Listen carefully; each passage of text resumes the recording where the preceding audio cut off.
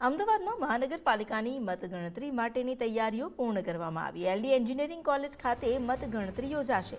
Gujarat college ખાતે પણ આ મતગણતરીની પ્રક્રિયા હાથ ધરાશે।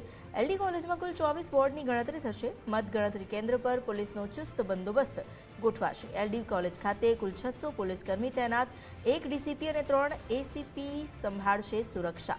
ચૂંટણી તંત્ર દ્વારા તમામ તૈયારીઓને આખરી ઓપ આપવામાં આવ્યો।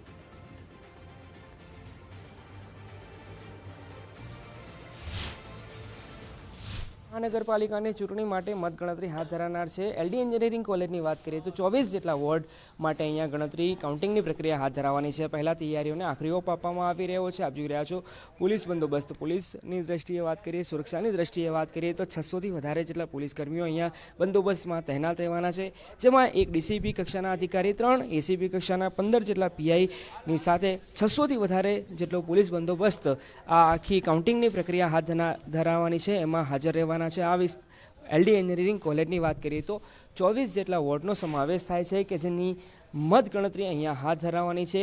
આ 24 પૈકી 5 થી 6 જેટલા વોર્ડ પશ્ચિમના છે, મોટાભાગના પૂર્વના વોર્ડ છે, પૂર્વ વિસ્તારના વોર્ડ છે, જેની મતગણતરી અહીંયા હાથ ધરાનાર છે। એટલે ગઈકાલે મતદાન પૂરું થયા પછી હવે રાજકીય પક્ષો અને ઉમેદવારો રાહ જોઈ રહ્યા છે કે આવતીકાલનું જે રિઝલ્ટ આવે એ શું આવવાનું છે। એ પહેલાં અમદાવાદ શહેરમાં જે 2 કાઉન્ટિંગ સેન્ટર છે, જેમાં એક એલડી એન્જિનિયરિંગ કોલેજ અને બીજું ગુજરાત કોલેજ, ત્યાં તૈયારીઓને આખરી ઓપ આપવામાં આવી રહ્યો છે। કેમેરા પર્સન વિનોદ રાઠોડની સાથે અર્પિત દરજી, ગુજરાત ફર્સ્ટ, અમદાવાદ।